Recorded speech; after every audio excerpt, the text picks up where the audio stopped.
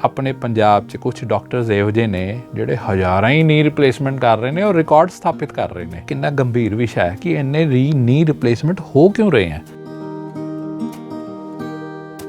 ਅੱਜਕੱਲ ਗੋਡੇ ਬਦਲਾਉਣ ਦਾ ਫੈਸ਼ਨ ਹੋ ਗਿਆ ਹੈ। ਜ਼ਰਾ ਜਿੰਨਾ ਕੋ ਦਰਦ ਹੋਵੇ ਨੀ ਰਿਪਲੇਸਮੈਂਟ ਦੀਆਂ ਸਲਾਹਾਂ ਮਿਲਣ ਲੱਗਦੀਆਂ ਨੇ। ਕਈ ਡਾਕਟਰ ਤਾਂ ਗੋਡੇ ਬਦਲਾਉਣ ਦਾ ਵਰਲਡ ਰਿਕਾਰਡ ਬਣਾਉਣ 'ਚ ਵੀ ਲੱਗੇ ਨੇ। ਪਰ ਕੀ ਗੋਡੇ ਬਦਲਾਉਣਾ ਹੱਲ ਹੈ ਜਾਂ ਸਾਨੂੰ ਕਿਸ ਸਟੇਜ ਤੇ ਨੀ ਰਿਪਲੇਸਮੈਂਟ ਕਰਾਉਣੀ ਚਾਹੀਦੀ ਹੈ? ਇਸ ਲਈ ਪੁਖਤਾ ਜਾਣਕਾਰੀ ਹੋਣੀ ਬਹੁਤ ਜ਼ਰੂਰੀ ਹੈ। ਪਰ ਗੋਡੇ ਬਦਲਾਉਣ ਤੋਂ ਬਾਅਦ ਵੀ ਵਰਜਿਸ਼ ਤੇ ਲੋੜੀਂਦੀ ਕਸਰਤ ਜ਼ਰੂਰੀ ਹੈ। ਇਲਾਜ ਨਾਲੋਂ ਪਰਹੇਜ਼ ਹਮੇਸ਼ਾ ਬਿਹਤਰ ਹੁੰਦਾ ਹੈ। ਇਸੇ ਕਰਕੇ ਗੋਡੇ ਬਦਲਾਉਣ ਨਾਲੋਂ ਗੋਡਿਆਂ ਨੂੰ ਬਚਾ ਲਿਆ ਜਾਵੇ ਇਹ ਜ਼ਿਆਦਾ ਠੀਕ ਜਾਪਦਾ ਹੈ। ਫਿਜ਼ੀਓਥੈਰੇਪੀ ਇਸ ਦਾ ਇਲਾਜ ਹੈ। ਸ਼੍ਰੀ ਫਤਿਹਗੜ੍ਹ ਸਾਹਿਬ 'ਚ ਸਥਿਤ ਸ਼੍ਰੀ ਗੁਰੂ ਗ੍ਰੰਥ ਸਾਹਿਬ ਵਰਲਡ ਯੂਨੀਵਰਸਿਟੀ 'ਚ ਮੁਫਤ ਫਿਜ਼ੀਓਥੈਰੇਪੀ ਦਿੱਤੀ ਜਾਂਦੀ ਹੈ। ਇੱਥੇ ਡਾਕਟਰ ਪੰਕਜ ਨੂੰ ਤੁਸੀਂ ਦੁਪਹਿਰ 2 ਤੋਂ ਲੈ ਕੇ 4 ਵਜੇ ਤੱਕ ਹਰ ਸੋਮਵਾਰ ਤੋਂ ਸ਼ੁੱਕਰਵਾਰ ਮਿਲ ਸਕਦੇ ਹੋ। ਆਪਣੀ ਸਮੱਸਿਆਵਾਂ ਦਾ ਹੱਲ ਇਹਨਾਂ ਤੋਂ ਲੈ ਸਕਦੇ ਹੋ।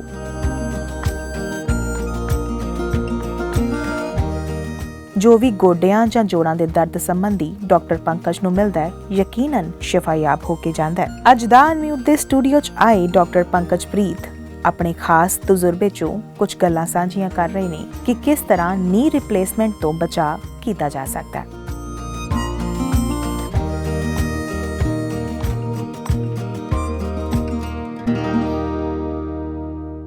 Prevention is better than cure. ਇੱਕ ਔਰ ਤਾਂ ਤੁਸੀਂ ਸੁਣਿਆ ਹੀ ਹੋਏਗਾ। ਇਨੀਸ਼ੀਅਲੀ ਜਦੋਂ ਮੈਡੀਕਲ ਇੰਡਸਟਰੀ ਆਈ ਸੀ ਤੇ ਉਦੋਂ ਇਸ ਨੂੰ as a treatment industry consider ਕੀਤਾ ਜਾਂਦਾ ਸੀ। ਪਰ ਸਮੇਂ ਦੇ ਨਾਲ ਨਾਲ ਇਹ ਇੱਕ ਪ੍ਰੀਵੈਂਟੇਟਿਵ ਜਿਹੜਾ ਮੇਜਰਸ ਦੇਣ ਵਾਲੀ ਇੰਡਸਟਰੀ ਦੇ ਵਿੱਚ ਤਬਦੀਲ ਹੋ ਗਈ ਹੈ। ਇਸੇ ਤਰ੍ਹਾਂ ਜਦੋਂ ਅਸੀਂ ਫਿਜ਼ੀਓਥੈਰੇਪੀ ਦੀ ਗੱਲ ਕਰਦੇ ਹਾਂ ਤਾਂ ਫਿਜ਼ੀਓਥੈਰੇਪੀ ਵੀ ਇੱਕ ਪ੍ਰੀਵੈਂਸ਼ਨ ਦਾ ਹੀ ਇੱਕ ਜ਼ਰੀਆ ਹੈ ਕਿ ਅਸੀਂ ਬਜਾਏ ਕਿ ਟਰੀਟ ਕਰਵਾਈਏ ਉਸ ਤੋਂ ਪਹਿਲਾਂ ਸਾਨੂੰ ਕੀ ਜਿਹੜੀਆਂ ਪ੍ਰੀਕਾਸ਼ਨਸ ਨੇ ਉਹ ਲੈਣੀਆਂ ਚਾਹੀਦੀਆਂ ਨੇ। ਉਸ ਮੁਤਾਲਿਕ ਅੱਜ ਦੇ ਇਸ ਪ੍ਰੋਗਰਾਮ ਵਿੱਚ ਗੱਲਬਾਤ ਕਰਾਂਗੇ। ਦਾ ਅਨਮਿਊਟ ਦੇਖ ਰਹੇ ਹੋ ਤੁਸੀਂ, ਮੈਂ ਹਾਂ ਤੁਹਾਡੇ ਨਾਲ ਗੁਰਨੀਤ। ਦੋਸਤੋ, 8 ਸਤੰਬਰ ਨੂੰ ਹਰ ਸਾਲ ਵਰਲਡ ਫਿਜ਼ੀਓਥੈਰੇਪੀ ਡੇ ਮਨਾਇਆ ਜਾਂਦਾ ਹੈ ਔਰ ਇਸ ਦਿਨ ਨੂੰ ਮਨਾਉਣ ਦੀ ਜਿਹੜੀ ਜ਼ਰੂਰਤ ਹੈ ਉਹ ਸਾਨੂੰ ਇਸੇ ਕਰਕੇ ਮਹਿਸੂਸ ਹੋ ਰਹੀ ਹੈ ਕਿਉਂਕਿ ਲੋਕਾਂ ਨੂੰ ਫਿਜ਼ੀਓਥੈਰੇਪੀ ਦੇ ਮੁਤਾਲਿਕ ਕਿਤੇ ਨਾ ਕਿਤੇ ਗਾਈਡ ਕਰਨ ਦੀ ਜ਼ਰੂਰਤ ਹੈ। ਕਿਉਂਕਿ ਹੁਣ ਤੁਸੀਂ ਗੋਡਿਆਂ ਦਾ ਕਨਸੈਪਟ ਲੈ ਲਓ, ਬਹੁਤ ਸਾਰੇ ਲੋਕ ਨੇ, ਹੁਣ ਤਾਂ ਪਿੰਡਾਂ ਦੇ ਵਿੱਚ ਵੀ ਚੱਲਣ ਆਮ ਹੋ ਗਿਆ ਕਿ ਜੇ ਕਿਸੇ ਨੂੰ ਮਤਲਬ ਗੋਡੇ ਦੇ ਵਿੱਚ ਕੋਈ ਦਰਦ ਹੁੰਦਾ ਤੇ ਉਹ ਚਾਹੁੰਦਾ ਵੀ ਉਸਦੇ ਗੋਡੇ ਰਿਪਲੇਸ ਹੀ ਹੋ ਜਾਣ, ਮਤਲਬ ਸਿੱਧਾ ਰਿਪਲੇਸ। ਇਸ ਦਾ ਸਹੀ ਰਸਤਾ ਕੀ ਹੈ? ਸਾਨੂੰ ਪਹਿਲਾਂ ਕੁਝ ਪ੍ਰੀਵੈਂਟਿਵ ਮੇਜਰਸ ਵੱਲ ਨੂੰ ਰੁਖ ਕਰਨਾ ਚਾਹੀਦਾ ਜਾਂ ਅਸੀਂ ਉਸ ਸਟੇਜ 'ਤੇ ਹਾਂ ਕਿ ਹੁਣ ਸਾਨੂੰ ਗੋਡੇ ਬਦਲਾ ਲੈਣੇ ਚਾਹੀਦੇ ਨੇ ਜਾਂ ਫਿਰ ਬਚਾਅ ਦੇ ਨਾਲ ਹੀ ਸਾਡਾ ਸਰ ਸਕਦਾ। ਇਸੇ ਕਿਸਮ ਦੀਆਂ ਚੀਜ਼ਾਂ 'ਤੇ ਡਾਕਟਰ ਪੰਕਜ ਪ੍ਰੀਤ ਹੋਰੀ ਅਕਸਰ ਫੋਕਸ ਕਰਦੇ ਨੇ ਕਿ ਗੋਡਿਆਂ ਨੂੰ ਬਦਲਾਉਣਾ ਹੱਲ ਨਹੀਂ ਹੈ, ਇਸ ਤੋਂ ਇਲਾਵਾ ਗੋਡਿਆਂ ਨੂੰ ਬਚਾਇਆ ਜਾਣਾ ਚਾਹੀਦਾ ਹੈ। ਇੱਕ ਵਾਰ ਫਿਰ ਤੋਂ ਅੱਜ ਸਾਡੇ ਨਾਲ ਸਟੂਡੀਓ ਦੇ ਵਿੱਚ ਉਹ ਇਸੇ ਟੌਪਿਕ ਰਿਗਾਰਡਿੰਗ ਗੱਲਬਾਤ ਦੇ ਲਈ ਮੌਜੂਦ ਨੇ। ਸ਼੍ਰੀ ਗੁਰੂ ਗ੍ਰੰਥ ਸਾਹਿਬ ਵਰਲਡ ਯੂਨੀਵਰਸਿਟੀ ਤੋਂ ਉਹ ਚੇਚੇ ਤੌਰ 'ਤੇ ਸਾਡੇ ਨਾਲ ਇੱਥੇ ਆਏ ਨੇ। ਤੁਹਾਨੂੰ ਦੱਸ ਦਈਏ ਕਿ ਉੱਥੇ ਦੇ ਫਿਜ਼ੀਓਥੈਰੇਪੀ ਡਿਪਾਰਟਮੈਂਟ ਦੇ ਇਹ ਹੈੱਡ ਨੇ। ਡਾਕਟਰ ਸਾਹਿਬ, ਇੱਕ ਵਾਰੀ ਫਿਰ ਤੋਂ ਪ੍ਰੋਗਰਾਮ ਵਿੱਚ ਬਹੁਤ-ਬਹੁਤ ਸਵਾਗਤ। ਬਹੁਤ-ਬਹੁਤ ਧੰਨਵਾਦ ਜੀ ਤੁਹਾਡਾ, ਤੁਸੀਂ ਮੈਨੂੰ ਮੌਕਾ ਦਿੱਤਾ ਅਵੇਅਰਨੈਸ ਵਾਸਤੇ। ਤੇ ਧੰਨਵਾਦ ਕਰਦਾ ਮੈਂ ਤੇਜਿੰਦਰ ਭਾਜੀ ਦਾ ਜਿਹੜੇ ਹਰ ਵਾਰ ਮੈਨੂੰ ਮੌਕਾ ਦਿੰਦੇ ਨੇ ਤੇ ਅਨਮਿਊਟ ਟੀਮ ਦਾ। ਜੀ ਡਾਕਟਰ ਸਾਹਿਬ, ਜਿਵੇਂ ਅਸੀਂ ਗੱਲ ਕੀਤੀ ਵੀ ਹੁਣ ਵਰਲਡ ਫਿਜ਼ੀਓਥੈਰੇਪੀ ਡੇ ਹੈਗਾ ਤੇ ਇੱਥੇ ਅੱਜ ਆਪਾਂ ਖਾਸ ਕਰਕੇ ਗੋਡਿਆਂ ਬਾਰੇ ਗੱਲ ਕਰ ਰਹੇ ਹਾਂ। ਗੋਡੇ ਵਾਕਈ ਸਾਨੂੰ ਬਦਲਾ ਲੈਣੇ ਚਾਹੀਦੇ ਨੇ ਜਾਂ ਐਜ਼ ਅ ਫਿਜ਼ੀਓਥੈਰੇਪਿਸਟ ਤੁਹਾਡੀ ਕੀ ਰਾਏ ਹੈ? ਐਜ਼ ਅ ਫਿਜ਼ੀਓਥੈਰੇਪਿਸਟ ਮੇਰੀ ਰਾਏ ਇਹ ਹੈ ਜੀ ਕਿ ਸਰਜਰੀ ਹਮੇਸ਼ਾ ਲਾਸਟ ਆਪਸ਼ਨ ਰੱਖਣੀ ਚਾਹੀਦੀ ਹੈ ਜੀ। ਪ੍ਰੋਬਲਮ ਅੱਜ ਦੀ ਡੇਟ 'ਚ ਇਹ ਹੈ ਕਿ ਜੇ ਕਿਸੇ ਦਾ ਗੋਡਾ ਖਰਾਬ ਹੋ ਰਿਹਾ ਹੈ ਉਹਨੂੰ ਪਤਾ ਹੀ ਨਹੀਂ ਹੈ ਕਿ ਉਹ ਖਰਾਬ ਹੋ ਰਿਹਾ। ਆਰਥੋਪੈਡਿਸ਼ਨ ਕੋਲ ਜਾਂਦਾ ਹੈ, ਮੈਡੀਸਨ ਲੈਂਦਾ ਹੈ, ਦਰਦ ਹਟ ਜਾਂਦੀ ਹੈ, ਅਗੇਨ ਉਹ ਫਿਰ ਜਦੋਂ ਕਿਤੇ ਦੁਖਦਾ ਅਤੇ ਉਹ ਫਿਰ ਆਰਥੋਪੈਡਿਸ਼ਨ ਕੋਲ ਵੀ ਨਹੀਂ ਜਾਂਦਾ। ਉਹ ਦੇਖਦਾ ਹੈ ਕਿ ਉਹ ਜਿਹੜੀ ਮੈਡੀਸਨ ਉਹਨੇ ਲਾਸਟ ਟਾਈਮ ਦਿੱਤੀ ਸੀ ਮੈਂ ਉਹੀ ਖਾ ਲਾਂ। ਅਤੇ ਉਹ ਜਿਹੜੀ ਉਹ ਮੈਡੀਸਨ ਹੈ ਉਹ ਬਿਨਾਂ ਕੰਸਲਟੇਸ਼ਨ ਦੇ as a over the counter drug ਜਿਵੇਂ ਹੋ ਜਾਂਦੀ ਹੈ, ਕੋਈ ਵੀ ਗੋਲੀ ਚੱਕੀ ਅਤੇ ਖਾ ਲਈ ਹਾਜਮੋਲਾ ਵਾਂਗ, ਉਹ ਰੈਪੀਟੀਸ਼ਨ ਚੱਲਦੀ ਜਾ ਰਹੀ ਹੈ ਜੀ। ਉਹਦੇ 'ਚ ਕੀ ਹੁੰਦਾ ਹੈ ਕਿ ਉਹ ਕਿਤੇ ਨਾ ਕਿਤੇ ਆਪਣੀ ਕਿਡਨੀ ਨੂੰ ਵੀ ਡੈਮੇਜ ਕਰ ਰਿਹਾ ਅਤੇ ਨੀ ਤਾਂ ਡੈਮੇਜ ਹੋ ਹੀ ਰਿਹਾ ਕਿਉਂਕਿ ਨੀ ਡੈਮੇਜ ਹੋ ਰਿਹਾ ਬਾਇਓਮਕੈਨੀਕਲ ਫਾਲਟ ਹੈ ਜੀ। ਗੋਡੇ ਦੀ ਜਿਹੜੀ ਅਲਾਈਨਮੈਂਟ ਹੈ ਉਹ ਚੇਂਜ ਹੋ ਰਹੀ ਹੈ। ਹੁਣ ਆਪਾਂ ਅਗਰ ਮੋਟਰ ਇੰਡਸਟਰੀ ਦੇਖੀਏ, ਕਾਰਾਂ, ਸਕੂਟਰ, ਮੋਟਰਸਾਈਕਲ ਚਲਾਉਂਦੇ ਆ, ਆਪਾਂ ਉਹਨਾਂ ਦੀ ਹਰ 5000 10000 15000 ਕਿਲੋਮੀਟਰ ਬਾਅਦ ਸਰਵਿਸ ਕਰਾਉਂਦੇ ਆ। ਉਸ ਸਰਵਿਸ ਦੌਰਾਨ ਉਹ ਬਕਾਇਦਾ ਬੈਲੈਂਸਿੰਗ ਐਂਡ ਅਲਾਈਨਮੈਂਟ ਹੁੰਦੀ ਹੈ ਤਾਂ ਕਿ ਉਹਦੀ ਜਿਹੜੀ ਟਾਇਰ ਦੀ ਲਾਈਫ ਉਹ ਵਧੀਆ ਰਵੇ ਜੀ। ਬੰਦਾ ਇਸ ਕੇਸ 'ਚ ਕਦੀ ਆਪਣੀ ਅਲਾਈਨਮੈਂਟ ਚੈੱਕ ਨਹੀਂ ਕਰਾਉਂਦਾ। ਉਹ ਗੋਡੇ ਨੂੰ ਪੇਨ ਦਾ ਜ਼ਰੀਆ, ਜਦੋਂ ਉਹਨੂੰ ਪੇਨ ਹੁੰਦਾ ਹੈ, ਇੱਕ ਗੋਲੀ ਖਾ ਕੇ ਹੀ ਦਬਾ ਕੇ ਰੱਖਣਾ ਚਾਹੁੰਦਾ ਹੈ, ਉਸ ਤੋਂ ਅੱਗੇ ਕੋਈ ਐਫਰਟ ਨਹੀਂ ਕਰਦਾ। ਅਗਰ ਉਹ ਐਫਰਟ ਕਰੇ ਤਾਂ ਉਹ ਦਰਦ ਕਿਉਂ ਹੋਇਆ ਉਹਦਾ ਰੀਜ਼ਨ ਫਾਈਂਡ ਆਊਟ ਕਰੇ ਅਤੇ ਕੁਛ ਐਕਸਰਸਾਈਜ਼ ਕਰਕੇ, ਕੁਛ ਪ੍ਰੀਵੈਂਸ਼ਨਸ ਲੈ ਕੇ ਉਹ ਰਿਪਲੇਸਮੈਂਟ ਬਚਾਈ ਜਾ ਸਕਦੀ ਹੈ ਜੀ। ਰੌਲਾ ਇਹ ਹੈ ਕਿ ਫਿਜ਼ੀਓਥੈਰੇਪਿਸਟ ਕੋਲ ਉਹ ਪੇਸ਼ੈਂਟ ਉਦੋਂ ਆਉਂਦਾ ਹੈ ਜਦੋਂ ਉਹ ਬਿਲਕੁਲ ਲਾਸਟ ਸਟੇਜ 'ਤੇ ਹੁੰਦਾ। ਲਾਸਟ ਸਟੇਜ ਮੀਨਸ ਕਿ ਦੋਨੋਂ ਹੱਡੀਆਂ ਜਿਹੜੀਆਂ ਆਪਸ 'ਚ ਜੁੜ ਚੁੱਕੀਆਂ ਹੁੰਦੀਆਂ ਨੇ। ਉਸ ਕੇਸ 'ਚ ਫਿਰ ਅਸੀਂ ਕੁਛ ਨਹੀਂ ਕਰ ਸਕਦੇ and that is the only ਹੱਲ ਕਿ ਉਹ ਰਿਪਲੇਸ ਕਰਾ ਲਿਆ ਜਾਵੇ ਜੀ। ਹੁਣ ਇੱਕ ਪਾਸੇ ਦੇਖੋ ਆਪਣੇ ਪੰਜਾਬ 'ਚ ਕੁਛ ਡਾਕਟਰਸ ਇਹੋ ਜਿਹੇ ਨੇ ਜਿਹੜੇ ਹਜ਼ਾਰਾਂ ਹੀ ਨੀ ਰਿਪਲੇਸਮੈਂਟ ਕਰ ਰਹੇ ਨੇ ਔਰ ਰਿਕਾਰਡ ਸਥਾਪਿਤ ਕਰ ਰਹੇ ਨੇ। ਹਾਂਜੀ, ਮੈਂ ਉਹਨਾਂ ਦੀ ਕਾਬਲੀਅਤ ਨੂੰ ਸਲੂਟ ਮਾਰਦਾ। ਪਰ ਦੂਜਾ ਪਾਸਾ ਜੇ ਦੇਖਿਆ ਜਾਵੇ ਤਾਂ ਇਹ ਕਿੰਨਾ ਗੰਭੀਰ ਵਿਸ਼ਾ ਹੈ ਕਿ ਇੰਨੇ ਨੀ ਰਿਪਲੇਸਮੈਂਟ ਹੋ ਕਿਉਂ ਰਹੇ ਹੈ। ਬਿਲਕੁਲ, ਅਸੀਂ ਕਿੱਥੇ ਮਾਰ ਖਾ ਰਹੇ ਹਾਂ? ਕਿਉਂ ਉਹ ਬੰਦਾ mentally, physically and financially torture ਹੋ ਰਿਹਾ ਜੀ? ਕੀ ਸਾਨੂੰ ਇਹ ਰੋਕਣਾ ਨਹੀਂ ਚਾਹੀਦਾ? ਕੀ ਸਾਨੂੰ ਇਹਦੇ ਬਾਰੇ ਲੋਕਾਂ ਨੂੰ ਅਵੇਅਰ ਨਹੀਂ ਕਰਨਾ ਚਾਹੀਦਾ? ਸੋ ਇਹ ਇੱਕ ਗੰਭੀਰ ਮੁੱਦਾ ਹੈ ਅਤੇ ਉਸੇ ਮੁੱਦੇ ਨੂੰ ਮੈਂ ਚੱਕ ਕੇ ਬਹੁਤ ਸਾਲਾਂ ਤੋਂ ਇੱਕ ਮੁਹਿੰਮ ਚਲਾਈ ਹੋਈ ਹੈ ਕਿ ਗੋਡੇ ਬਦਲਾਓ ਨਹੀਂ ਬਚਾਓ। ਬਿਲਕੁਲ ਬਿਲਕੁਲ ਬਿਲਕੁਲ ਦਰੁਸਤ ਕਿਹਾ ਡਾਕਟਰ ਸਾਹਿਬ ਤੁਸੀਂ ਵੀ। ਉਹੀ ਗੱਲ ਵੀ prevention is better than cure, ਕਿਉਂ ਨਾ ਅਸੀਂ ਪਹਿਲਾਂ ਹੀ ਪ੍ਰੀਵੈਂਟ ਕਰ ਲਈਏ। ਮੈਂ ਵੀ ਜਾਣਨਾ ਚਾਹਾਂਗੀ ਕਿ ਜਿਵੇਂ 2014 ਤੋਂ ਲੈ ਕੇ ਹੁਣ ਤੱਕ ਇੱਕ ਲੰਬਾ ਅਰਸਾ ਹੋ ਗਿਆ ਸ਼੍ਰੀ ਗੁਰੂ ਗ੍ਰੰਥ ਸਾਹਿਬ ਵਰਲਡ ਯੂਨੀਵਰਸਿਟੀ 'ਚ ਤੁਸੀਂ ਐਜ਼ ਹੈਡ ਆਫ ਡਿਪਾਰਟਮੈਂਟ ਹੈਗੇ ਹੋ ਔਰ ਉੱਥੇ ਲੋਕਾਂ ਦੀ ਤੁਸੀਂ ਸੇਵਾ ਕਰਦੇ ਹੋ। ਲੋਕ ਬਹੁਤ ਸਾਰੇ ਆਉਂਦੇ ਨੇ ਅਤੇ ਉਦੋਂ ਮੈਂ ਨਾ ਲੋਕਾਂ ਦੀ ਸਾਈਕੀ ਸਮਝਣਾ ਚਾਹ ਰਹੀ ਹਾਂ ਦਰਅਸਲ ਤੁਹਾਡੇ ਤੋਂ, ਕਿਉਂਕਿ ਜਿਹੜੇ ਲੋਕ ਇੱਕ ਪ੍ਰੋਫੈਸ਼ਨਲ ਕਲੀਨਿਕ ਵਿੱਚ ਜਾਂਦੇ ਜਿੱਥੇ ਡਾਕਟਰ ਬੈਠੇ ਨੇ, ਉਹ ਕਿਤੇ ਨਾ ਕਿਤੇ ਉਹਨਾਂ ਨੂੰ ਮਿਸਗਾਈਡ ਵੀ ਕਰ ਦਿੰਦੇ ਕਿਉਂਕਿ ਕਮਰਸ਼ੀਅਲ ਯੁੱਗ ਹੈ, ਇਹਦੇ ਵਿੱਚ ਕੋਈ ਡਾਊਟ ਤਾਂ ਹੈ ਹੀ ਨਹੀਂ। ਪਰ ਦੂਜੇ ਪਾਸੇ ਜਦੋਂ ਲੋਕੀ ਤੁਹਾਡੇ ਕੋਲੋਂ ਆ ਕੇ ਸ਼ਿਫਾਯਾਬ ਹੋ ਕੇ ਜਾਂਦੇ ਹੈ, ਕਿਸ ਤਰ੍ਹਾਂ ਦਾ ਐਕਸਪੀਰੀਅੰਸ? ਬਹੁਤ ਸਾਰੇ ਲੋਕ ਇੱਦਾਂ ਦੀਆਂ ਗੱਲਾਂ ਦੱਸਦੇ ਹੋਣਗੇ ਵੀ ਸਾਨੂੰ ਤਾਂ ਆਪਰੇਸ਼ਨ ਦੱਸਤਾ ਸੀ ਡਾਕਟਰ ਨੇ। ਮੈਮ ਇੱਦਾਂ ਦੇਖੋ, ਅਗਰ ਕਿਸੇ ਦਾ ਗੋਡਾ ਦੁਖਦਾ ਜੇ ਉਹ ਗੋਡਾ ਲੈ ਕੇ ਸਰਜਨ ਕੋਲ ਜਾਊਗਾ ਤੇ ਉਹਨੇ ਸਰਜਰੀ ਹੀ ਦੱਸਣੀ ਹੈ। ਜੇ ਉਹ ਗੋਡਾ ਲੈ ਕੇ ਕਿਸੇ ਦੇਸੀ ਬੰਦੇ ਕੋਲ ਜਾਊਗਾ ਤੇ ਉਹਨੇ ਮਾਲਿਸ਼ ਹੀ ਕਰਨੀ ਹੈ, ਉਹ ਸਰਜਰੀ ਨਹੀਂ ਕਰ ਸਕਦਾ ਕਿਉਂਕਿ ਉਹਦਾ ਪੇਸ਼ਾ ਉਹ ਹੈ। ਜੇ ਗੋਡਾ ਲੈ ਕੇ ਉਹ ਫਿਜ਼ੀਓਥੈਰੇਪਿਸਟ ਕੋਲ ਆਊਗਾ ਤੇ ਨਾ ਉਹਨੇ ਸਰਜਰੀ ਕਰਨੀ ਹੈ, ਉਹਨੇ ਸਿਰਫ ਔਰ ਸਿਰਫ ਉਹਨੂੰ ਪ੍ਰੀਵੈਂਸ਼ਨ ਸੇ ਐਕਸਰਸਾਈਜ਼ ਦੱਸਣੀ ਹੈ ਤਾਂ ਕਿ ਉਹਨੂੰ ਪ੍ਰੀਵੈਂਟ ਕਰ ਸਕੇ ਜੀ। ਹਾਂ, ਅਗਰ ਉਹ ਲਾਸਟ ਸਟੇਜ 'ਤੇ ਹੈ, ਅਗਰ ਉਹ ਸੈਪਟਿਕ ਹੈ, ਮਤਲਬ ਕੋਈ ਇਨਫੈਕਸ਼ਨ ਹੋ ਗਈ, ਤਾਂ ਅਸੀਂ ਰੈਫਰ ਕਰ ਦਿੰਦੇ ਹਾਂ ਟੂ ਆਰਥੋਪੈਡਿਸ਼ਨ ਕਿ ਹੁਣ ਇਹਦਾ ਹੱਲ ਕੋਈ ਨਹੀਂ ਹੈ, ਹੁਣ ਸਰਜਰੀ ਹੈ। ਸੋ ਗੱਲ ਇਹ ਹੈ ਕਿ ਪੇਸ਼ੈਂਟ ਦੀ ਚੋਇਸ ਕੀ ਹੈ ਜੀ। ਅਗਰ ਉਹ ਸੋਚ ਕੇ ਚੱਲ ਰਿਹਾ ਕਿ ਮੈਂ ਸਰਜਰੀ ਕਰਾਉਣੀ ਹੈ, ਫਿਰ ਉਹ ਸਰਜਨ ਕੋਲ ਜਾਵੇ। ਅਗਰ ਉਹ ਚਾਹੁੰਦਾ ਹੈ ਕਿ ਮੈਂ ਬਿਨਾਂ ਸਰਜਰੀ ਇਹਨੂੰ ਬਚਾਉਣਾ ਚਾਹੁੰਦਾ ਤਾਂ ਫਿਜ਼ੀਓਥੈਰੇਪਿਸਟ ਕੋਲ ਜ਼ਰੂਰ ਜਾਵੇ। ਪਰ ਡਾਕਟਰ ਸਾਹਿਬ ਇੱਥੇ ਇਹ ਵੀ ਸਮਝਣ ਦੀ ਲੋੜ ਹੈ ਨਾ ਵੀ ਸਾਨੂੰ ਇਹ ਕਿਵੇਂ ਪਤਾ ਲੱਗੇ ਵੀ ਸਾਨੂੰ ਇਸ ਟਾਈਮ ਫਿਜ਼ੀਓਥੈਰੇਪਿਸਟ ਦੀ ਜ਼ਰੂਰਤ ਹੈ ਜਾਂ ਸਾਨੂੰ ਇੱਕ ਆਰਥੋ ਵਾਲੇ ਡਾਕਟਰ ਦੀ ਜ਼ਰੂਰਤ ਹੈ? ਬੜਾ ਹੀ ਵੈਲਿਡ ਕੁਐਸਚਨ ਪੁੱਛਿਆ ਜੀ। ਵਾਕਈ ਲੋਕਾਂ ਨੂੰ ਨਹੀਂ ਪਤਾ। ਦੇਖੋ, ਅਗਰ ਤੁਹਾਡਾ ਗੋਡਾ ਦੁਖ ਰਿਹਾ ਤੁਸੀਂ ਕੋਈ ਮੈਡੀਕੇਸ਼ਨਸ ਲੈ ਰਹੇ ਹੋ, ਮੈਂ ਮੈਡੀਕੇਸ਼ਨਸ ਦੇ ਅਗੇਂਸਟ ਨਹੀਂ ਹੈ, ਲਓ, ਪਰ ਉਹਨੂੰ everything in excess is bad, ਉਹਨੂੰ ਕੰਟਰੋਲ ਮਾਤਰਾ 'ਚ ਲਓ under the consultation of a orthopedician. ਹਾਂ, ਪਰ ਨਾਲ ਤੁਸੀਂ ਫਿਜ਼ੀਓ ਨੂੰ ਜ਼ਰੂਰ ਕੰਸਲਟ ਕਰੋ ਕਿਉਂਕਿ ਉਹ ਪੇਨ ਹੋਇਆ ਕਿਉਂ, ਉਹ ਕੀ ਬਾਇਓਮੈਕੈਨੀਕਲ ਫਾਲਟ ਸੀ, ਕੀ ਸਾਨੂੰ ਮਸਲ ਸਟਰੈਚ ਕਰਨੀ ਚਾਹੀਦੀ ਹੈ, ਕੀ ਸਾਨੂੰ ਸਟਰੈਚਿੰਗ ਕਰਨੀ ਚਾਹੀਦੀ ਹੈ, ਕੀ ਉਹ ਆਪਾਂ ਨੂੰ ਸਟਰੈਂਥਨਿੰਗ ਐਕਸਰਸਾਈਜ਼ ਵੱਲ ਜਾਣਾ ਚਾਹੀਦਾ ਹੈ, ਕੀ ਸਾਨੂੰ ਸ਼ੂਜ਼ ਮੋਡੀਫਿਕੇਸ਼ਨ ਕਰਾਉਣੇ ਚਾਹੀਦੇ ਹੈ, ਕੀ ਸਾਨੂੰ ਕੋਈ ਪਰਟੀਕੂਲਰ ਪੋਸਚਰ ਦਾ ਖਿਆਲ ਰੱਖਣਾ ਚਾਹੀਦਾ ਹੈ। ਇਹ ਛੋਟੀਆਂ ਛੋਟੀਆਂ ਹਰ ਚੀਜ਼ਾਂ ਦਾ ਗਾਈਡ ਜਿਹੜਾ ਹੈ ਉਹ ਫਿਜ਼ੀਓਥੈਰੇਪਿਸਟ ਹੈ। ਸੋ ਸਾਡੇ ਕੋਲ ਬੜੇ ਗੋਡੇ ਵਾਲੇ ਮਰੀਜ਼ ਆਉਂਦੇ ਨੇ, ਕਈ ਬਹੁਤ ਅਰਲੀ ਸਟੇਜ 'ਚ ਆ ਜਾਂਦੇ ਨੇ, ਕਈ ਬਹੁਤ ਲੇਟ ਸਟੇਜ 'ਚ ਆਉਂਦੇ ਨੇ। ਸੋ ਕੁਛ ਗੱਲਾਂ ਮੈਂ ਸਾਂਝੀਆਂ ਕਰਾਂਗਾ। ਜਿਹੜਾ ਮਰੀਜ਼ ਆ ਕੇ ਸਾਨੂੰ ਕਹਿੰਦਾ ਹੈ ਕਿ ਮੈਨੂੰ ਚੌਕੜੀ ਮਾਰੇ ਤੇ ਦਰਦ ਹੁੰਦੀ ਹੈ, ਤਾਂ ਇਹਦਾ ਹੱਲ ਇਹ ਨਹੀਂ ਹੈ ਕਿ ਚੌਕੜੀ ਛੱਡ ਦਿਓ ਮਾਰਨੀ, ਨਹੀਂ, ਉਹਦਾ ਹੱਲ ਲੱਭਿਆ ਜਾਵੇ ਕਿ ਚੌਕੜੀ ਮਾਰੇ ਤੇ ਦਰਦ ਹੋ ਕਿਉਂ ਰਹੀ ਹੈ। ਕੋਈ ਮਰੀਜ਼ ਆ ਕੇ ਕਹਿੰਦੇ ਜਦੋਂ ਮੈਂ ਪੌੜੀ ਚੜ੍ਹਦਾ ਨਾ ਉਦੋਂ ਐਨ ਗੋਡੇ 'ਚ ਚਪਕ ਜਿਹੀ ਪੈਂਦੀ ਹੈ, ਪਰ ਤੁਰਦਾ ਤਾਂ ਨਹੀਂ ਪੈਂਦੀ। ਤਾਂ ਇਹਦਾ ਮਤਲਬ ਇਹ ਤਾਂ ਨਹੀਂ ਕਿ ਆਪਾਂ ਪੌੜੀ ਚੜ੍ਹਨੋਂ ਛੱਡ ਦਈਏ ਜੀ, ਠੀਕ ਹੈ। ਕਈ ਮਰੀਜ਼ ਆ ਕੇ ਕਹਿੰਦੇ ਨੇ ਕਿ ਲੇਟੇ ਤੇ ਕੋਈ ਦਰਦ ਨਹੀਂ ਹੈ, ਜਦੋਂ ਕੁਰਸੀ ਤੋਂ ਉੱਠਦਾ ਤਾਂ ਦਰਦ ਹੁੰਦੀ ਹੈ। ਸੋ ਇਹ ਬਾਇਓਮੈਕੈਨੀਕਲ ਫਾਲਟ ਹੈ, ਆਪਣੇ ਕੋਲ ਨੀ ਦਾ ਮਾਡਲ ਪਿਆ ਹੈ।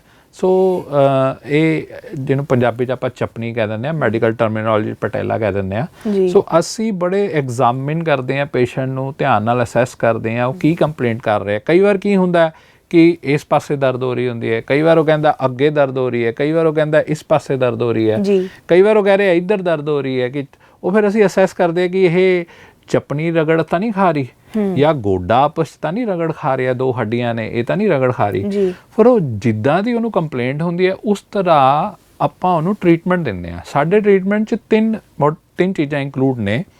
ਪਹਿਲੀ ਹੈ ਸਾਡੇ ਕੋਲ ਕੁਝ ਇਲੈਕਟ੍ਰੋਥੈਰੇਪਿਊਟਿਕ ਮੋਡੈਲਿਟੀਜ਼, ਉਹਦੇ 'ਚ ਉਹ ਮਸ਼ੀਨਾਂ ਕੁਝ ਲਾਈਆਂ ਜਾਂਦੀਆਂ ਤਾਂ ਕਿ ਉਹਦਾ ਦਰਦ ਘਟਾਇਆ ਜਾਵੇ। ਸੈਕਿੰਡ ਸਾਡੇ ਕੋਲ ਹੈਗੀ ਹੈ ਮੈਨੂਅਲ ਥੈਰੇਪੀ। ਮੰਨ ਲਓ ਗੋਡਾ ਉਹਦਾ ਐਂ ਘੁੰਮ ਗਿਆ ਔਰ ਉਹ ਜਦੋਂ ਤੁਰਦਾ ਤਾਂ ਐਂ ਰਗੜ ਖਾ ਰਿਹਾ ਜੀ, ਅਸੀਂ ਉਹਨੂੰ ਅਸੈਸ ਕਰਕੇ ਕੀ ਪਤਾ ਅਸੀਂ ਗੋਡਾ ਉਹਦਾ ਐਂ ਕਰ ਦਈਏ, that is the manual therapy. ਉਹਦੀ ਅਲਾਈਨਮੈਂਟ ਸੈੱਟ ਕਰ ਦਈਏ, ਫਿਰ ਉਹ ਅਲਾਈਨਮੈਂਟ ਮੇਨਟੇਨ ਰਵੇ ਉਹਦੇ ਵਾਸਤੇ ਅਸੀਂ ਕੁਝ ਐਕਸਰਸਾਈਜ਼ ਗਾਈਡ ਕਰ ਦਈਏ ਅਤੇ ਕੁਝ ਪ੍ਰੀਕਾਸ਼ਨਸ ਦੇ ਦਈਏ ਥੋੜ੍ਹੇ ਦਿਨਾਂ ਵਾਸਤੇ। ਜਿਵੇਂ for example for a female ਅਸੀਂ ਕਹਿ ਦਿੰਦੇ ਹਾਂ ਜੀ ਤੁਸੀਂ ਹੀਲ ਨਾ ਪਾਇਓ ਥੋੜ੍ਹੇ ਦਿਨ ਜੀ, ਜਾਂ ਅਸੀਂ ਕਈ ਵਾਰ ਕਹਿ ਦਿੰਦੇ ਹਾਂ ਕਿ ਤੁਸੀਂ ਥੋੜ੍ਹੀ ਦੇਰ ਫਲੈਟ ਸ਼ੂਜ਼ ਨਹੀਂ ਪਾਉਣੇ, ਜਾਂ ਅਸੀਂ ਕਈ ਵਾਰ ਕੁਝ ਕਹਿ ਦਿੰਦੇ ਹਾਂ ਕਿ ਤੁਸੀਂ ਸੈਰ ਨਹੀਂ ਕਰਨੀ ਕਿਉਂਕਿ ਸੈਰ ਖਾਣ ਨਾਲ ਉਹ ਹੋਰ ਰਗੜ ਖਾ ਰਿਹਾ ਜੀ। ਥੋੜ੍ਹੇ ਦਿਨ ਰੁਕ ਜਾਓ, ਇੱਕ ਵਾਰ ਅਸੀਂ ਇਹਨੂੰ ਸੈੱਟ ਕਰ ਲਈਏ ਫਿਰ ਤੁਸੀਂ ਆਪਣੀ ਐਕਟੀਵਿਟੀ ਹੌਲੀ ਹੌਲੀ ਫਿਰ ਸ਼ੁਰੂ ਕਰੋ। ਸੋ ਸਾਡਾ ਮਕਸਦ ਉਹਨੂੰ ਰੋਕਣਾ ਨਹੀਂ ਹੈ, ਉਹਨੂੰ ਵਾਪਸ ਉਸ ਐਕਟੀਵਿਟੀ 'ਤੇ ਲੈ ਕੇ ਆਉਣਾ ਹੈ ਜੀ। ਇੱਕ ਛੋਟੀ ਜਿਹੀ ਐਗਜ਼ਾਮਪਲ ਹੋਰ ਦੇਵਾਂਗਾ, ਆਪਾਂ ਇੰਡੀਅਨ ਟਾਇਲਟ ਯੂਜ਼ ਕਰਨਾ ਛੱਡਤਾ ਜੀ। ਉਹਦੇ ਕਰਕੇ ਕੀ ਹੈ ਕਿ ਹੌਲੀ ਅਸੀਂ ਥੱਲੇ ਨਹੀਂ ਬਹਿ ਪਾਉਂਦੇ। ਹੁਣ ਸਾਡੀ ਜਿਹੜੀ ਥੱਲੇ ਬਹਿਣ ਵਾਲੀ ਐਕਟੀਵਿਟੀ ਸੀ ਉਹ ਹੌਲੀ ਬੰਦ ਹੁੰਦੀਆਂ ਜਾ ਰਹੀਆਂ ਨੇ। ਅਸੀਂ ਕੁਰਸੀ ਟੇਬਲ 'ਤੇ ਬਹਿ ਕੇ ਜਿਹੜਾ ਕੰਮ ਹੁੰਦਾ ਕੁਰਸੀ ਟੇਬਲ 'ਤੇ ਹੈ, ਖਾਣਾ ਖਾਂਦੇ ਹਾਂ ਆਪਾਂ ਡਾਈਨਿੰਗ ਟੇਬਲ 'ਤੇ ਖਾਂਦੇ ਹਾਂ, ਠੀਕ ਹੈ। ਗੁਰਦੁਆਰੇ ਜਾਂਦੇ ਹਾਂ ਉਹ ਥੱਲੇ ਬੈਠਦੇ ਸੀਗੇ, ਉਹ ਹੁਣ ਕਈ ਬਜ਼ੁਰਗ ਬੈਠ ਨਹੀਂ ਸਕਦੇ, ਮੱਥਾ ਟੇਕ ਕੇ ਵਾਪਸ ਆ ਜਾਂਦੇ ਆ। ਬਿਲਕੁਲ। ਸੋ ਜਿਹੜੀ ਥੱਲੇ ਬੈਠਣ ਵਾਲੀ ਐਕਟੀਵਿਟੀਜ਼ ਹੈ ਜਿਵੇਂ ਬੰਦ ਹੋਈ ਜਾ ਰਹੀਆਂ ਨੇ, ਗੋਡੇ 'ਤੇ ਇੰਪੈਕਟ ਆ ਰਿਹਾ।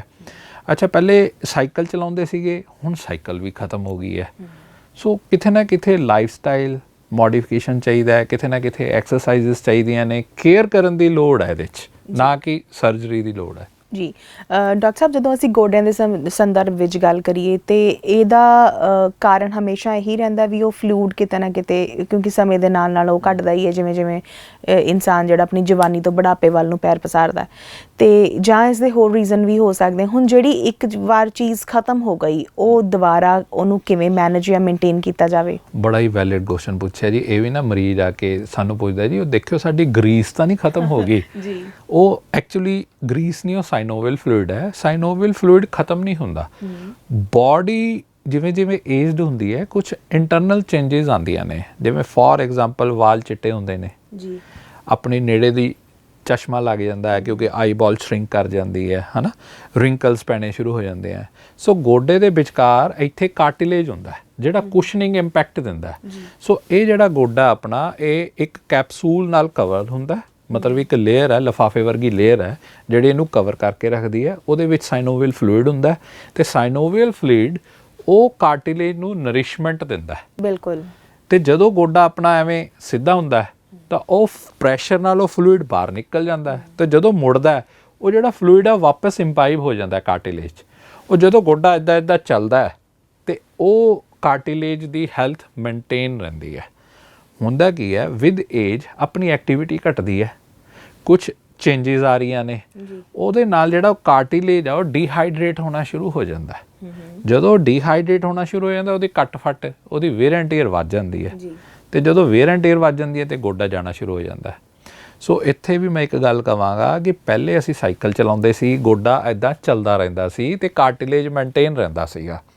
ਹੁਣ ਆਪਾਂ ਸਾਈਕਲ ਚਲਾਉਂਦੇ ਹੀ ਨਹੀਂ ਹੈ ਤੇ ਗੋਡੇ ਦੀ ਜਿਹੜੀ ਆ ਮੂਵਮੈਂਟ ਹੈ ਉਹ ਘਟ ਗਈ ਹੈ, ਪੈਰਾਂ ਭਾਰ ਬੈਠਣੋਂ ਘਟ ਗਏ ਆ, ਤਾਂ ਉਹ ਕਾਰਟਿਲੇਜ ਦੀ ਹੈਲਥ ਜਿਹੜੀ ਹੈ ਮੇਨਟੇਨ ਰੱਖਣੀ ਔਖੀ ਹੋ ਰਹੀ ਹੈ ਬਾਡੀ ਨੂੰ, ਕਿਉਂਕਿ ਉਹ ਮੂਵਮੈਂਟ ਘਟ ਗਈ ਤੇ ਕਾਰਟਿਲੇਜ ਡਿਸਟਰੋਏ ਹੋਣਾ ਸ਼ੁਰੂ ਹੋ ਗਿਆ ਜੀ। ਸੋ ਇਹ ਚੀਜ਼ ਹੈ। ਤੁਸੀਂ ਆਪਣੇ ਐਕਸਪੀਰੀਅੰਸ ਤੋਂ ਕੀ ਕਹੋਗੇ ਜਿਹੜੇ ਮਰੀਜ਼ ਤੁਹਾਡੇ ਕੋਲ ਨੀ ਰਿਪਲੇਸਮੈਂਟ ਤੋਂ ਬਾਅਦ ਆਏ, ਕਿਉਂਕਿ ਉਹ ਤੋਂ ਬਾਅਦ ਵੀ ਤਾਂ ਸਾਨੂੰ ਇੱਕ ਫਿਜ਼ੀਓਥੈਰੇਪਿਸਟ ਦੀ ਲੋੜ ਪੈਂਦੀ ਹੈ ਨਾ, ਜਿਹੜਾ ਉਹਨਾਂ ਨੂੰ ਕੁਝ ਦਿਨ ਟਰੀਟਮੈਂਟ ਦਿੰਦਾ, ਕੁਝ ਹਫ਼ਤੇ ਟਰੀਟਮੈਂਟ ਦਿੰਦਾ। ਸੋ ਉਹਨਾਂ ਕੇਸਿਸ ਦੇ ਵਿੱਚ ਕਿਸ ਤਰ੍ਹਾਂ ਦਾ ਮੰਜ਼ਰ ਹੁੰਦਾ? ਦੇਖੋ ਜੀ, ਆਹ ਰੱਬ ਨੇ ਇੰਨਾ ਵਧੀਆ ਸਰੀਰ ਦਿੱਤਾ, ਅਸੀਂ ਇਹ ਤਾਂ ਸਾਂਭ ਨਹੀਂ ਪਾਏ। ਵੀਅਰ ਐਂਡ ਟੀਅਰ ਹੋਣੀ ਹੈ। ਤੁਸੀਂ ਕਦੀ ਨੋਟ ਕਰ ਲਿਓ ਜਿਹੜਾ ਪਲੇਅਰ ਹੈ ਜਾਂ ਜਿਹੜੇ ਕੋਚਿਸ ਹੁੰਦੇ ਨੇ ਸਾਡੇ, ਜਿਹੜੇ ਟੀਮ ਪਲੇਅਰਸ ਨੇ ਜਿਹੜੇ ਇੰਡੀਆ ਨੂੰ ਰਿਪਰੈਜ਼ੈਂਟ ਕਰਦੇ ਨੇ, ਉਹਨਾਂ ਦੇ ਗੋਡੇ ਐਨ ਫਸਟ ਕਲਾਸ ਪਏ ਨੇ ਕਿਉਂਕਿ ਉਹ ਐਕਸਰਸਾਈਜ਼ ਕਰਦੇ ਨੇ। ਸਾਡੇ ਸਟਾਰਸ ਦੇਖ ਲਓ, ਠੀਕ ਹੈ, ਜਿਹੜੇ ਬਾਲੀਵੁੱਡ ਸੈਲੀਬ੍ਰਿਟੀਜ਼ ਨੇ, ਉਹ ਖਿਆਲ ਹੀ ਸਰੀਰ ਦਾ ਰੱਖਦੇ ਆ, ਖਾਣ ਪੀਣ ਦਾ ਖਿਆਲ ਰੱਖਦੇ ਨੇ, ਉਹ ਜਵਾਨ ਪਏ ਨੇ, ਹੈ ਨਾ। ਤੁਸੀਂ ਰੇਖਾ ਜੀ ਦੇਖ ਲਓ, ਹੈ ਨਾ। ਸੋ ਕਿੰਨੇ ਹੀ ਆਪਾਂ ਐਗਜ਼ਾਮਪਲਸ ਦੇ ਸਕਦੇ ਹਾਂ ਕਿ ਉਹ ਕਾਫੀ ਹੱਦ ਤੱਕ ਫਿਟ ਐਂਡ ਫਾਈਨ ਨੇ ਕਿਉਂਕਿ ਉਹਨਾਂ ਦਾ ਖਿਆਲ ਆਪਣੀ ਬਾਡੀ 'ਤੇ ਹੈ। ਉਹਦੇ 'ਚ ਕਿਸੇ ਹੱਦ ਤੱਕ ਠੀਕ ਹੈ ਕਾਸਮੈਟੋਲੋਜੀ ਦਾ ਵੀ ਰੋਲ ਹੈ ਜੀ, ਪਰ ਉੱਥੇ ਵੀ ਉਹੀ ਚੀਜ਼ ਜੱਚਦੀ ਹੈ ਜੇ ਹੈਲਦੀ ਸਰੀਰ ਹੈ। ਇਸ ਤੋਂ ਇਲਾਵਾ ਗੋਡਿਆਂ ਦਾ ਜਿਹੜਾ ਹੋਰ ਮਸਲਾ ਉਹ ਕੀ ਹੋ ਸਕਦਾ? ਜਿਵੇਂ ਅਸੀਂ ਫਲੂਇਡ ਦੀ ਗੱਲ ਕੀਤੀ, ਇੱਕ ਮਸਲਾ ਤੇ ਇਹ ਹੈ ਵੀ ਇਸ ਕਰਕੇ ਸਾਨੂੰ ਇਸ਼ੂਜ਼ ਆਉਂਦੇ ਨੇ, ਇਹ ਤੋਂ ਇਲਾਵਾ ਕੋਈ ਹੋਰ ਪ੍ਰੋਬਲਮਸ? ਫਿਜ਼ੀਓਥੈਰੇਪਿਸਟ ਹੈ ਨਾ ਜੀ, ਮੇਨਲੀ ਹੈਲਪ ਕਰਦਾ in osteoarthritis, wear and tear of the joints. ਅਗਰ ਉਹ ਸੈਪਟਿਕ ਹੈ ਗੋਡਾ ਤੇ ਫਿਜ਼ੀਓਥੈਰੇਪਿਸਟ ਦਾ ਕੋਈ ਰੋਲ ਨਹੀਂ ਹੈ, ਕੋਈ ਇਨਫੈਕਸ਼ਨ ਹੈ ਕੋਈ ਰੋਲ ਨਹੀਂ ਹੈ। ਦੇਖੋ ਜਿਹੜੀ 2011 ਦਾ ਸੈਂਸਸ ਹੋਇਆ ਸੀਗਾ ਇੰਡੀਆ ਦਾ, ਉਹਦੇ ਵਿੱਚ ਸਭ ਤੋਂ ਵੱਡੀ ਜਿਹੜੀ ਡਿਸੇਬਿਲਿਟੀ ਮੰਨੀ ਗਈ ਹੈ ਉਹ ਮੂਵਮੈਂਟ ਡਿਸੇਬਿਲਿਟੀ ਮੰਨੀ ਗਈ ਹੈ। ਸੈਕਿੰਡ ਨੰਬਰ 'ਤੇ ਵਿਜ਼ਨ ਡਿਸੇਬਿਲਿਟੀ ਹੈ। ਸੋ ਮੂਵਮੈਂਟ ਡਿਸੇਬਿਲਿਟੀ 'ਚ ਉਹਦੇ 'ਚ ਇਹ ਆਉਂਦਾ ਹੈ ਕਿ ਬੰਦਾ ਆਪੇ ਇੱਥੇ ਤੋਂ ਥੋੜ੍ਹਾ ਜਿਹਾ ਵੀ ਫਾਸਲਾ ਮੂਵ ਨਹੀਂ ਕਰ ਪਾ ਰਿਹਾ, ਉਹਨੂੰ ਕੋਈ ਨਾ ਕੋਈ ਆਰਥੋਸਿਸ ਚਾਹੀਦਾ। ਆਰਥੋਸਿਸ ਮਤਲਬ ਕੋਈ ਨਾ ਕੋਈ ਕਰੈਕਟਿਵ ਡਿਵਾਈਸ, ਜਿਵੇਂ ਉਹਨੂੰ ਸੋਟੀ ਚਾਹੀਦੀ ਹੈ ਜਾਂ ਉਹਨੂੰ ਵੀਲ ਚੇਅਰ ਚਾਹੀਦੀ ਹੈ ਜਾਂ ਉਹਨੂੰ ਕੋਈ ਸਹਾਰਾ ਚਾਹੀਦਾ ਹੈ। ਦਿਸ ਇਜ਼ ਆਲ, ਇਹ ਮੋਬਿਲਿਟੀ ਡਿਸੇਬਿਲਿਟੀ 'ਚ ਆ ਗਿਆ। ਸੋ ਇਹਦੇ 'ਚ ਫਿਜ਼ੀਓਥੈਰੇਪਿਸਟ ਦਾ ਬਹੁਤ ਵੱਡਾ ਰੋਲ ਹੈ। ਕੁਛ ਪੰਗਾ ਇਹ ਪੈ ਰਿਹਾ ਹੈ ਕਿ ਆਪਣਾ ਯੂਥ ਬਾਹਰ ਜਾ ਰਿਹਾ, ਯੂਥ ਬਾਹਰ ਜਾ ਰਿਹਾ ਅਤੇ ਬਜ਼ੁਰਗ ਵਿਚਾਰੇ ਇੱਥੇ ਰਹਿ ਰਹੇ ਨੇ, ਉਹਨਾਂ ਨੂੰ ਵੀ ਫਿਜ਼ੀਓਥੈਰੇਪਿਸਟ ਦੀ ਬਹੁਤ ਲੋੜ ਹੈ। ਅਤੇ ਹਰ ਬਜ਼ੁਰਗ ਜਿਹੜਾ ਮੇਰੇ ਕੋਲ ਆਉਂਦਾ ਉਹ ਕਿੱਥੇ ਨਾ ਕਿੱਥੇ ਇੱਕ ਭਰੇ ਮਨ ਨਾਲ ਮੇਰੇ ਨਾਲ ਇਹ ਗੱਲ ਕਰ ਦਿੰਦਾ ਹੈ ਕਿ ਡਾਕਟਰ ਸਾਹਿਬ ਬੱਚੇ ਤਾਂ ਸਾਡੇ ਬਾਹਰ ਨੇ ਅਤੇ ਸਾਨੂੰ ਨਾ ਬਸ ਤੁਰਦਾ ਫਿਰਦਾ ਰੱਖੋ, ਅਸੀਂ ਤੁਰਦੇ ਫਿਰਦੇ ਜਾਣਾ ਚਾਹੁੰਦੇ ਹਾਂ, ਕਿਸੇ 'ਤੇ ਬੋਝ ਨਹੀਂ ਬਣਨਾ ਚਾਹੁੰਦੇ। ਸੋ ਇਹ ਜਿਹੜੀ ਲਾਈਨ ਹੈ ਨਾ, ਇਹ ਬੜੀ ਕਈ ਵਾਰ ਪਿੰਚ ਕਰਦੀ ਹੈ ਅਤੇ ਸਾਨੂੰ ਇਹ ਹੁੰਦਾ ਹੈ ਕਿ ਮੈਕਸੀਮਮ ਅਵੇਅਰਨੈਸ ਫੈਲਾਈਏ ਤਾਂ ਕਿ ਬਜ਼ੁਰਗਾਂ ਨੂੰ ਜਿਹੜਾ ਡਰ ਹੈ ਕਿ ਮੈਂ ਬੈੱਡ ਰਿਡਨ ਨਾ ਹੋ ਜਾਂ ਪ੍ਰੋਬਲਮ ਨਾ ਆਵੇ, ਤਾਂ ਉਹਦੇ 'ਚ ਇਹ ਫਿਜ਼ੀਓਥੈਰੇਪਿਸਟ ਬਹੁਤ ਸਹਾਈ ਸਿੱਧ ਹੋ ਸਕਦਾ ਜੀ। ਡਾਕਟਰ ਸਾਹਿਬ, ਤੁਸੀਂ ਪ੍ਰੋਗਰਾਮ ਦੇ ਆਗਾਜ਼ ਵਿੱਚ ਇੱਕ ਲਾਈਨ ਕਹੀ ਸੀ, ਉਹ ਇੱਦਾਂ ਕਿ ਨੀ ਰਿਪਲੇਸਮੈਂਟ ਆ ਉਹ ਬਿਲਕੁਲ ਇੱਕ ਐਂਡ ਵਾਲਾ ਪੁਆਇੰਟ ਹੈ, ਉਸ ਤੋਂ ਬਾਅਦ ਸਾਡੇ ਕੋਲ ਕੋਈ ਆਪਸ਼ਨ ਨਹੀਂ ਬਚਦੀ। ਕੋਈ ਆਪਣੇ ਐਕਸਪੀਰੀਅੰਸ 'ਚੋਂ ਇਸ ਤਰ੍ਹਾਂ ਦਾ ਕੇਸ ਸਾਡੇ ਨਾਲ ਸ਼ੇਅਰ ਕਰੋ ਜਦੋਂ ਬਿਲਕੁਲ ਮਤਲਬ ਗੋਡਾ ਖਰਾਬ ਹੋਣ ਦੀ ਕਗਾਰ 'ਤੇ ਹੋਵੇ ਅਤੇ ਫਿਜ਼ੀਓਥੈਰੇਪੀ ਦੇ ਨਾਲ ਉਸ ਦਾ ਆਪਰੇਸ਼ਨ ਤੋਂ ਬਚਾਅ ਹੋ ਗਿਆ ਹੋਵੇ। ਕਾਫੀ ਨੀ ਰਿਪਲੇਸਮੈਂਟ ਬਚਾਈ ਹੈ ਜੀ। ਕਈ ਵਾਰੀ ਕੀ ਹੁੰਦਾ ਹੈ ਕਿ ਹੁਣ ਅਗਰ ਸਰਜਨ ਕੋਲ ਜਾਵਾਂਗੇ ਤਾਂ ਸਾਰੇ ਸਰਜਨ ਇੱਕੋ ਜਿਹੇ ਨਹੀਂ ਹੁੰਦੇ, ਕਈ ਚੰਗੇ ਵੀ ਹੁੰਦੇ ਹੈ, ਕਈ ਥੋੜ੍ਹੇ ਜਿਹੇ ਹੁੰਦੇ ਕਿ ਚਲੋ ਜਲਦੀ ਨਿਬੇੜ ਦਈਏ ਕਿ ਕਰਨਾ ਤਾਂ ਹੈ ਹੀ ਹੈ। ਉਹਦੇ 'ਚ ਕਈ ਵਾਰ ਇਹ ਕੰਡੀਸ਼ਨ ਹੁੰਦੀ ਹੈ ਕਿ ਪੇਸ਼ੈਂਟ, ਮੇਨ ਕੁਐਸਚਨ ਇਹ ਹੈ ਕਿ ਰਿਪਲੇਸਮੈਂਟ ਵੱਲ ਜਾਣਾ ਕਦੋਂ ਚਾਹੀਦਾ। ਮੈਂ ਇਹ ਕਹੂੰਗਾ ਕਿ ਅਗਰ ਪੇਸ਼ੈਂਟ ਤੋਂ 2 ਕਦਮ ਉੱਠ ਕੇ ਪਾਣੀ ਨਹੀਂ ਪੀਤਾ ਜਾ ਰਿਹਾ ਜੀ ਤਾਂ ਉਹ ਨੀ ਰਿਪਲੇਸਮੈਂਟ ਵਾਸਤੇ ਚਲੇ ਜੇ, ਉਹਨੂੰ ਇੰਨਾ ਪੇਨ ਹੈ ਕਿ ਉਹ ਨਹੀਂ ਜਾ ਪਾ ਰਿਹਾ ਜੀ। ਦੂਜਾ, ਅਗਰ ਉਹ ਪੇਸ਼ੈਂਟ ਤੁਰਦੇ ਹੋਏ ਬਹੁਤ ਜ਼ਿਆਦਾ ਵੈਡਲਿੰਗ ਕਰ ਰਿਹਾ, ਅਸੀਂ ਉਹਨੂੰ ਆਪਣੀ ਮੈਡੀਕਲ ਟਰਮੀਨੋਲੋਜੀ 'ਚ ਵੈਡਲਿੰਗ ਗੇਟ ਕਹਿੰਦੇ ਹਾਂ ਜਾਂ ਡਕ ਗੇਟ ਕਹਿੰਦੇ ਹਾਂ, ਅਗਰ ਉਹ ਬਹੁਤ ਜ਼ਿਆਦਾ ਹੈ ਔਰ ਉਹਦੀ ਬੈਕ ਪੇਨ ਬਹੁਤ ਜ਼ਿਆਦਾ ਹੋ ਰਹੀ ਹੈ ਤਾਂ ਉਹ ਚਲੇ ਜੇ। ਅਗਰ ਉਹਦਾ ਗੋਡਾ ਪੂਰਾ ਆਪਸ 'ਚ ਚਿਪਕ ਚੁੱਕਿਆ, ਠੀਕ ਹੈ, ਤਾਂ ਉਹ ਚਲੇ ਜੇ। ਸਾਡਾ ਰੋਲ ਉਹਦੇ 'ਚ ਇੰਨਾ ਹੈ ਕਿ ਅਸੀਂ ਥੋੜ੍ਹੀ ਜਿਹੀ ਪੇਨ ਤਾਂ ਘਟਾ ਸਕਦੇ ਹਾਂ, ਉਹਨੂੰ ਹੈਲਪ ਕਰ ਸਕਦੇ ਹਾਂ, ਉਹਦੀ ਮਸਲ ਸਟਰੈਂਥਨ ਕਰ ਸਕਦੇ ਹਾਂ ਤਾਂ ਕਿ ਰਿਕਵਰੀ ਫਾਸਟ ਆਵੇ ਆਫਟਰ ਸਰਜਰੀ। ਪਰ ਇਹ ਉਹ ਬਹੁਤ ਲੇਟ ਹੋ ਚੁੱਕਿਆ। ਸੋ ਪੇਸ਼ੈਂਟ ਨੂੰ ਮੈਂ ਇਹੀ ਕਹੂੰਗਾ ਕਿ ਤੁਹਾਡਾ ਅਰਲੀ ਸਟੇਜ ਜਦੋਂ ਵੀ ਤੁਹਾਨੂੰ ਪੇਨ ਹੁੰਦਾ ਹੈ ਅਤੇ ਤੁਸੀਂ ਫਿਜ਼ੀਓਥੈਰੇਪਿਸਟ ਨੂੰ ਕੰਸਲਟ ਕਰੋ ਤਾਂ ਕਿ ਅਸੀਂ ਤੁਹਾਡੀ ਅਰਲੀ ਸਟੇਜ 'ਤੇ ਤੁਹਾਡੀ ਹੈਲਪ ਕਰ ਸਕੀਏ ਅਤੇ ਉਹ ਡਿਟੀਓਰੇਟ ਹੀ ਨਾ ਇੰਨਾ ਹੋਵੇ। ਬਿਲਕੁਲ ਡਾਕਟਰ ਸਾਹਿਬ, ਹੁਣ ਇਸ ਤੋਂ ਵੀ ਪਹਿਲਾਂ ਸਵਾਲ ਇਹ ਆਉਂਦਾ ਵੀ ਸਾਨੂੰ ਪਤਾ ਕਿਵੇਂ ਲੱਗੇ ਵੀ ਪ੍ਰੋਬਲਮ ਜਿਹੜੀ ਉਹ ਸ਼ੁਰੂ ਹੋ ਚੁੱਕੀ ਹੈ। ਜਿਵੇਂ ਪਿੰਡਾਂ 'ਚ ਆਮ ਕਹਿੰਦੇ ਵੀ ਸਾਡੀਆਂ ਲੱਤਾਂ ਭਾਰ ਨਹੀਂ ਝੱਲਦੀਆਂ, ਕੀ ਇਸ ਦਾ ਮੇਨ ਕਾਰਨ ਇਹ ਵੀ ਹੈ ਵੀ ਬਾਡੀ ਦਾ ਬਹੁਤ ਜ਼ਿਆਦਾ ਓਵਰਵੇਟ ਹੋ ਜਾਣਾ, ਵੀ ਉਹ ਸਾਰੇ ਦਾ ਸਾਰਾ ਵੇਟ ਜਿਹੜਾ ਉਹ ਸਮੇਂ ਦੇ ਨਾਲ ਨਾਲ ਤੁਹਾਡੀ ਲੈਗਸ ਜਾਂ ਗੋਡਿਆਂ 'ਤੇ ਆਉਂਦਾ? ਅਰਲੀ ਮਾਰਕਰਸ ਜਿਹੜੇ ਹੈ ਉਹ ਹੈ ਪੇਨ ਜੀ। ਮੈਂ ਕਹਿੰਦਾ ਜਿਹੜਾ ਦਰਦ ਹੈ ਨਾ ਤੁਹਾਡਾ ਦੋਸਤ ਹੈ, ਉਹ ਤੁਹਾਨੂੰ ਦੱਸ ਰਿਹਾ ਕਿ ਤੁਹਾਡੇ ਸਰੀਰ 'ਚ ਨਾ ਗੜਬੜ ਚੱਲ ਰਹੀ ਹੈ, ਇਹਨੂੰ ਸਿੰਪਲੀ ਪੇਨ ਕਿਲਰ ਖਾ ਕੇ ਸਪਰੈਸ ਨਾ ਕੀਤਾ ਜਾਵੇ, ਇਹਦਾ ਰੀਜ਼ਨ ਫਾਈਂਡ ਆਊਟ ਕੀਤਾ ਜਾਵੇ ਕਿ ਇਹ ਕਿਉਂ ਹੋ ਰਿਹਾ। ਹੁਣ ਜਿਵੇਂ ਕੁਝ ਯੰਗਸਟਰਸ ਆ ਕੇ ਕਹਿੰਦੇ ਜੀ ਪੌੜੀ ਚੜ੍ਹੇ ਤੇ ਨਾ ਕਈ ਵਾਰ ਦਰਦ ਹੁੰਦੀ ਹੈ, ਸੋ ਉਹ ਇੱਕ ਅਰਲੀ ਮਾਰਕਰ ਹੈ ਕਿ ਤੁਹਾਡੀ ਗੋਡੇ ਨੂੰ ਕੇਅਰ ਦੀ ਲੋੜ ਹੈ ਜੀ। ਉਹਦੇ 'ਚ ਅਸੀਂ ਕੁਝ ਐਕਸਰਸਾਈਜ਼ਸ ਰਿਕਮੈਂਡ ਕਰ ਦੇਈਦੀਆਂ ਨੇ ਉਹਨੂੰ ਚੈੱਕ ਕਰਕੇ। ਫਿਰ ਕਈ ਵਾਰ ਤੁਸੀਂ ਗੁਰਦੁਆਰੇ ਮੰਦਿਰ ਜਾਓ, ਜਦੋਂ ਪਾਠ ਪੂਜਾ ਚੱਲ ਰਹੀ ਹੁੰਦੀ ਹੈ ਤੇ ਘੰਟੇ ਬਾਅਦ ਉੱਠਦੇ ਨੇ ਬੰਦੇ, ਤੇ ਉਹਨਾਂ ਦੀ ਚਾਲ ਦੇਖਿਆ ਕਰੋ, ਉਹ ਇੱਦਾਂ ਚੱਲ ਰਹੇ ਹੁੰਦੇ ਨੇ, ਥੋੜੀ ਦੇਰ ਬਾਅਦ ਠੀਕ ਹੋ ਜਾਂਦੇ ਨੇ। ਬਿਲਕੁਲ, ਹੈ ਨਾ। ਜਾਂ ਉਹ ਬੰਦੇ ਜਿਹੜੇ ਉੱਠਣ 'ਚ ਸਹਾਰਾ ਭਾਲਦੇ ਨੇ ਜੀ, ਇਹ ਅਰਲੀ ਮਾਰਕਰਸ ਨੇ ਕਿ ਤੁਹਾਡੇ ਗੋਡਾ ਜਾ ਰਿਹਾ ਹੈ, ਤੁਹਾਡੀ ਮਸਲਸ ਵੀਕ ਹੋ ਰਹੀਆਂ ਨੇ, ਆਪਾਂ ਉਹਨਾਂ ਨੂੰ ਸਟਰੈਂਥਨ ਕਰੀਏ। ਤੁਹਾਨੂੰ ਨੀਚੋਂ ਉੱਠਣ 'ਚ ਤਕਲੀਫ ਹੁੰਦੀ ਹੈ, ਜਾਂ ਕਈ ਬਜ਼ੁਰਗ ਕਹਿੰਦੇ ਮੈਂ ਸੋਫੇ 'ਤੇ ਨਹੀਂ ਬਹਿ ਸਕਦਾ, ਸੋਫੇ ਤੋਂ ਉੱਠਣ 'ਚ ਵੀ ਪ੍ਰੋਬਲਮ ਹੋ ਰਹੀ ਹੈ ਮੈਨੂੰ, ਤੇ ਜਦੋਂ ਉੱਠਣ ਦੀ ਕੋਸ਼ਿਸ਼ ਕਰਦੇ ਨੇ ਤਾਂ ਗੋਡਾ ਦੁਖਦਾ ਕਿਉਂਕਿ ਗੋਡੇ 'ਤੇ ਸਟ੍ਰੈਸ ਪੈਂਦਾ। ਜਾਂ ਅਰਲੀ ਮਾਰਕਰ ਇਹ ਹੈ ਕਿ ਜਦੋਂ ਤੁਸੀਂ ਤੁਰਦੇ ਹੋ ਤੁਹਾਨੂੰ ਤੁਰੇ 'ਤੇ ਪੇਨ ਹੈ, ਪੌੜੀ ਚੜ੍ਹੇ 'ਤੇ ਜਿਵੇਂ ਮੈਂ ਦੱਸਿਆ। ਸੋ ਇਹ ਕੁਝ ਚੀਜ਼ਾਂ ਨੇ ਜਿਹਨੂੰ ਤੁਸੀਂ ਕੰਸੀਡਰ ਕਰ ਸਕਦੇ ਹੋ। ਡਾਕਟਰ ਸਾਹਿਬ, ਇੱਕ ਨਾ ਹੋਰ ਸਾਡੇ ਲੋਕਾਂ ਦੀ ਸਾਈਕੀ ਇਹ ਹੈ, ਕਿਉਂਕਿ ਫਿਜ਼ੀਓਥੈਰੇਪਿਸਟ ਨੇ ਕੋਈ ਦਵਾਈ ਨਹੀਂ ਦੇਣੀ ਹੁੰਦੀ, ਤਾਂ ਉਹਨਾਂ ਨੂੰ ਇੱਦਾਂ ਲੱਗਦਾ ਵੀ ਇਹ ਡਾਕਟਰ ਨੇ ਵੀ ਸਾਨੂੰ ਥੋੜ੍ਹਾ ਜਿਹਾ ਦੇਖ ਕੇ ਜਾਂ ਟੱਚ ਕਰਕੇ, ਜਾਂ ਜਿਵੇਂ ਤੁਸੀਂ ਨੀਡਲਸ ਵਿੱਚ ਤੁਹਾਡੀ ਮੁਹਾਰਤ ਹੈ ਵੀ ਉਹ ਲਾ ਕੇ ਭੇਜਦਾ, ਸਾਨੂੰ ਦਵਾਈ ਤਾਂ ਦਿੱਤੀ ਨਹੀਂ ਹੈ। ਤਾਂ ਦਵਾਈ ਤੋਂ ਬਿਨਾਂ ਮਤਲਬ ਕਈ ਵਾਰ ਲੋਕਾਂ ਨੂੰ ਐਂ ਲੱਗਦਾ ਵੀ ਅਧੂਰਾ ਹੈ। ਹੁਣ ਇਹ ਮਿੱਥ ਵੀ ਹੈ ਕਿਤੇ ਨਾ ਕਿਤੇ। ਦੇਖੋ, ਸਾਡਾ ਟਰੀਟਮੈਂਟ ਹੀ ਡਰੱਗਲੈਸ ਥੈਰੇਪੀ ਹੈ ਜੀ, ਠੀਕ ਹੈ। ਸਾਡੇ ਪ੍ਰੋਫੈਸ਼ਨ ਦੀ ਹੋਂਦ ਜਿਹੜੀ ਹੈ ਉਹ ਇਸੇ ਤੇ ਸ਼ੁਰੂ ਹੋਈ ਹੈ ਕਿ ਅਸੀਂ ਦਵਾਈ ਨਹੀਂ ਦੇਣੀ ਜੀ, ਠੀਕ ਹੈ। ਤੇ ਸਾਡੇ ਕੋਲ ਕਈ ਬੰਦੇ ਉਹ ਆਉਂਦੇ ਜਿਹੜੇ ਦਵਾਈਆਂ ਖਾ ਕੇ ਰੱਜੇ ਹੁੰਦੇ ਨੇ, ਦਵਾਈਆਂ ਦੇ ਸਾਈਡ ਇਫੈਕਟ ਜਿਵੇਂ ਐਸਿਡ ਰਿਫਲਕਸ ਹੈ ਜਾਂ ਉਹਦੇ ਤੋਂ ਪਰੇਸ਼ਾਨ ਹੁੰਦੇ ਨੇ, ਤੇ ਸਾਨੂੰ ਬੜਾ ਗਰਵ ਮਹਿਸੂਸ ਹੁੰਦਾ ਕਿ ਅਸੀਂ ਕੋਈ ਦਵਾਈ ਨਹੀਂ ਦਿੰਦੇ ਤੇ ਬਿਨਾਂ ਦਵਾਈ ਦੇ ਅਸੀਂ ਠੀਕ ਕਰਦੇ ਹਾਂ। ਤੇ ਹੁਣ ਅੱਜ ਦਾ ਜਿਹੜਾ ਯੁੱਗ ਹੈ ਉਹ ਬੰਦੇ ਇਹੀ ਚਾਹੁੰਦੇ ਨੇ ਕਿ ਬਿਨਾਂ ਦਵਾਈ ਦੇ ਤੁਸੀਂ ਕੁਝ ਕਰ ਸਕਦੇ ਹੋ ਤਾਂ ਕਰੋ, ਤੇ ਅਸੀਂ ਕਰਦੇ ਵੀ ਆ। ਉਹਦੇ ਵਿੱਚ ਸਾਡੇ ਕੋਲ ਮਸ਼ੀਨਾਂ ਹੈਗੀਆਂ ਨੇ, ਜਾਂ ਮੈਨੂਅਲ ਥੈਰੇਪੀ ਹੈ, ਜਾਂ ਐਕਸਰਸਾਈਜ਼ ਥੈਰੇਪੀ ਹੈ। ਮੇਨ ਇਲਾਜ ਐਕਸਰਸਾਈਜ਼ ਥੈਰੇਪੀ। ਅਗਰ ਬੰਦਾ ਉਹ ਰੂਟੀਨ ਮੇਨਟੇਨ ਕਰ ਲੈਂਦਾ, ਆਪਣੇ ਵਾਸਤੇ ਘੰਟਾ ਕੱਢ ਲੈਂਦਾ, ਤੇ ਉਹ ਕਾਮਯਾਬ ਹੈ। ਡਾਕਟਰ ਸਾਹਿਬ, ਜੇਕਰ ਆਖਰੀ ਸਵਾਲ ਹੈ ਬਸ, ਕਿ ਜੇਕਰ ਤੁਹਾਨੂੰ ਦਰਦ ਹੋ ਰਿਹਾ ਜਾਂ ਤਾਂ ਉਹ ਬੰਦਾ ਫਿਜ਼ੀਓਥੈਰੇਪਿਸਟ ਕੋਲ ਜਾਵੇ ਜਾਂ ਉਹ ਔਰਥੋ ਵਾਲੇ ਡਾਕਟਰ ਨਾਲ ਕੰਸਲਟ ਕਰੇ, ਪਰ ਕਿਤੇ ਨਾ ਕਿਤੇ ਕਈ ਵਾਰੀ ਬਾਡੀ 'ਚ ਇੱਦਾਂ ਹੁੰਦਾ ਵੀ ਵਿਟਾਮਿਨ ਡੀ ਦੀ ਕਮੀ ਹੁੰਦੀ ਹੈ ਜਾਂ ਕਿਸੇ ਹੋਰ ਚੀਜ਼ ਦੀ B12 ਦੀ ਕਮੀ ਹੋ ਗਈ, ਜਿਸ ਕਰਕੇ ਉਹਨੂੰ ਉਹ ਜੁਆਇੰਟ ਪੇਨ ਜਾਂ ਉਹ ਲਥਾਰਜਤ ਫੀਲ ਕਰਦਾ, ਆਪਣੇ ਆਪ ਨੂੰ ਆਲਸ ਉਹਦੇ 'ਚ ਆਉਂਦਾ।